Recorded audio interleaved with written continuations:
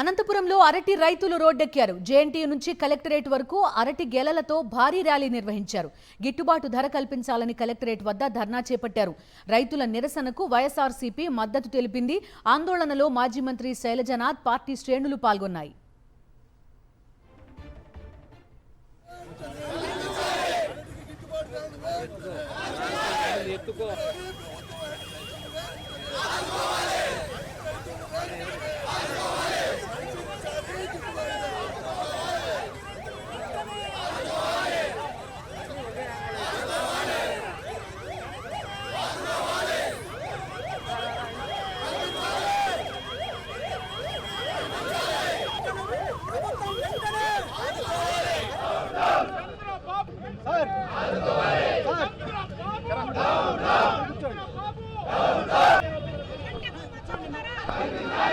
చూడు ఆడ కూర్చోబెట్టాలి, చూడు ఆయన కూర్చుంటాడు.